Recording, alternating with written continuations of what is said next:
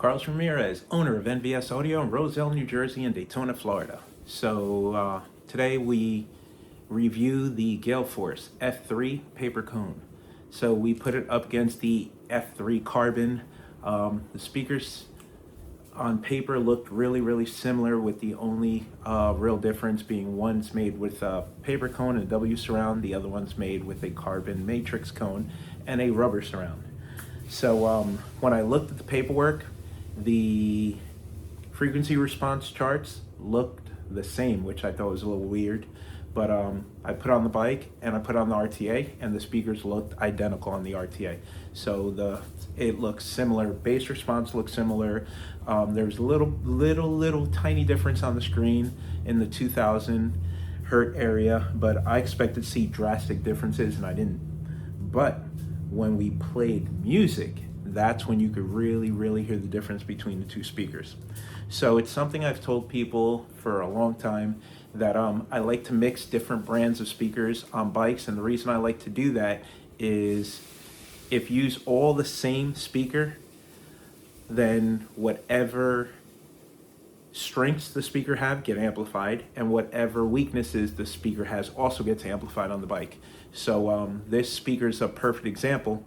So where the paper is strong, the carbon is weak. Where the carbon is strong, the paper is weak. So putting them both together, which I did at the end of the video, give you really great full surround. The paper cone played better on the top end. The carbon played better on the lower end. The carbon required a little more power to do its thing. The paper required a little less power to do its thing. I was really impressed with the overall volume of the F3 Carbon. I knew that the F3 paper was going to play really loud, but the Carbon was right there with it as far as overall volume across all frequencies, so I was very impressed with the performance of both. So if you want the more weatherproof speaker with the stronger mid bass, it would be the Carbon. If you want a more natural sounding speaker that plays louder in the vocals, it would be the paper cone. Both speakers are excellent. They're both weather treated. They just sound different. So if you have room to do both on a bike, that's my recommendation. Do a set of papers in the front and do a set of carbons in the lids or the tour pack, would be my recommendation. If you want to run all one type, then the paper is definitely louder in the vocals.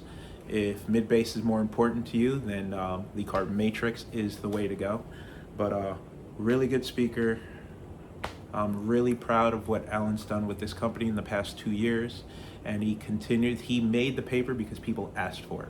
And then something that, as I was making the video for him on the amplifier, the 1200.4, something that he did that I didn't realize he did until I went to the website, and this is one of the things that makes me like this guy so much, is he erased the specifications that came with the amplifier from the manufacturer when he had the amplifier built, and he changed the ratings to the ratings that I got on my amp dyno.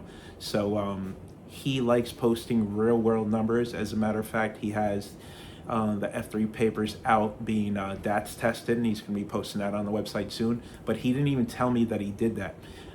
He went in and changed the numbers from 14 volt to the 12 volts that I tested it at, and the RMS power that I got on the amp dyno.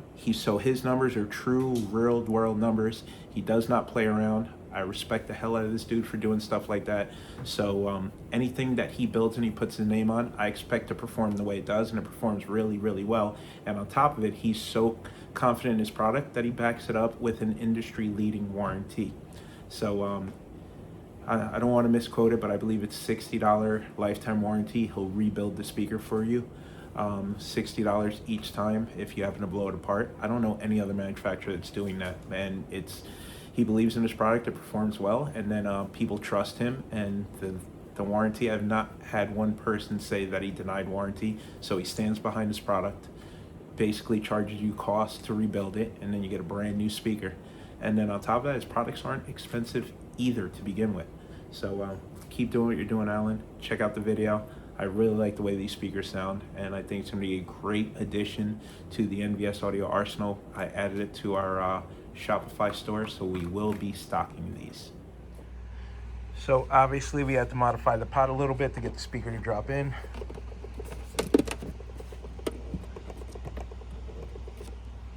So there's the cut to clear the magnet.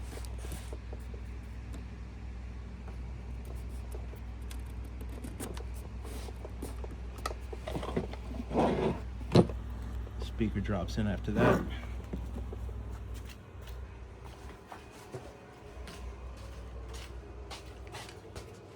That's what it looks like on the bike.